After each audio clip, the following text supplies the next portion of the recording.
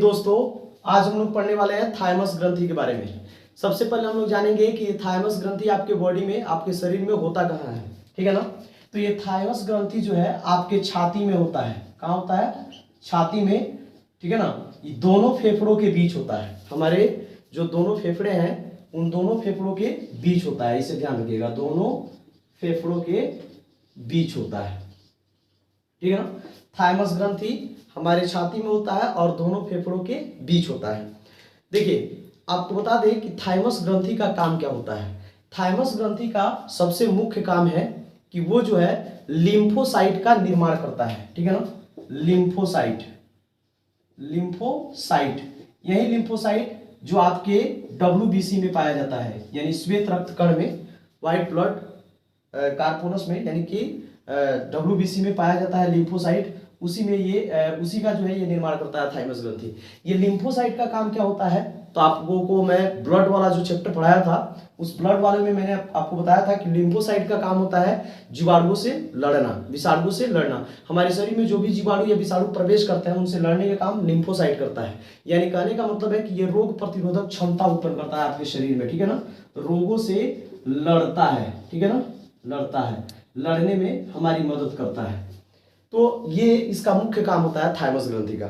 लेकिन आपको बता दें कि थाइमस ग्रंथि एक ऐसी ग्रंथि है जो मतलब बच्चों में बड़े आकार में होती है और जैसे जैसे उम्र बढ़ते जाता है इसका आकार छोटा होता जाता है। ठीक है ना।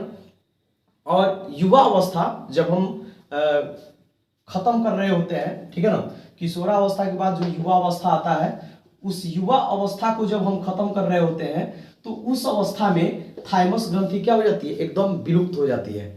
और इसी थाइमस ग्रंथि के विलुप्त होने के कारण जो है बुढ़ापा आता है। ठीक है ना, बुढ़ापा। तो देखिए, बहुतों को ये पता नहीं चलता है कि आदमी बूढ़ा क्यों हो जाता है। तो आज आपको इस क्वेश्चन का जवाब मिल गया कि आप बूढ़े क्यों हो जाते हैं। बुढ़ापा जो है एक कड़वा सत्य है। आप कभी भी बूढ़े लोगों को परेशान मत कीजिएगा।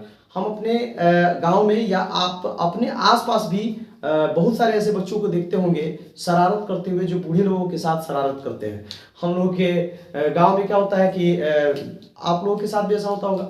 इसमें क्या होता है, कुछ छोटे छोटे बच्चे होते हैं, वो क्या करते हैं कि जैसे जिसमें बूढ़े लोग रहते हैं, जिस घर में या जिस रूम में जाता है सब, वहाँ कंकड़ पत्थर उठा करके या माटी उटी उठा करके और उनके छत पे फेंकता है सब। मतलब जिस घर में वो रहते हैं उस घर में छत पर चाहे नरिया और खपड़ा का घर होता है, ठीक है ना, उस पे जो है वो फेंकता है लोग और वो बुढ़ऊ लोग निकल के खूब गरियाता है सब।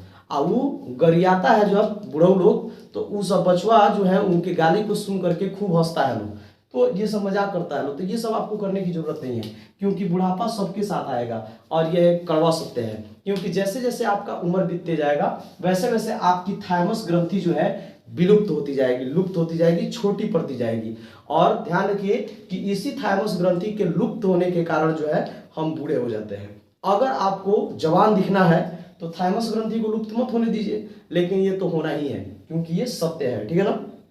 और बुढ़ापा भी एक सत्य है कि आपको बुढ़ापा आना ही है। तो आप बूढ़ों को परेशान मत कीजिए। और पहला आप ये जान गए, जैसे बहुतों के दिमाग में ये चलता रहता है कि आदमी बूढ़ा क्यों हो जाता है, तो आपको ये जवाब मिल गया कि थाइमस ग्रंथि जो है जब लुप्त हो जाती है तो आदमी क्या हो जाता है? बूढ़ा हो जाता है। तो यही है इसका आंसर। और इसका सबसे मुख्य काम है लिम्फोसाइट का निर्माण। तो ध्यान रखिएगा कि जब थाइमस ग्रंथि लुप्त हो जाती है तो लिम्फोसाइट का भी निर्माण नहीं कर पाती है। और लिम्फोसाइट का जब निर्माण नहीं कर पाएगी तो फिर रोगों से लड़ने में जो है हमारी सहायता कौन करेगा। तो इस तरह से बूढ़े आदमी अक्सर बीमार पड़ जाया करते हैं, क्योंकि उनमें रोगों से लड़ने वाला जो ये लिम्फोसाइट होता है वो नहीं बन पाता है। ठीक है ना। तो ये है हमारा थाइमस ग्रंथि। मिलते हैं हम लोग अगले वीडियो में। ये आपको वीडियो कैसा लगा कमेंट करके जरूर बताइएगा। अगर वीडियो पसंद आई हो तो इसे आप लाइक कीजिएगा, शेयर कीजिएगा और आप चैनल पे अगर नए हो तो चैनल को सब्सक्राइब करिएगा।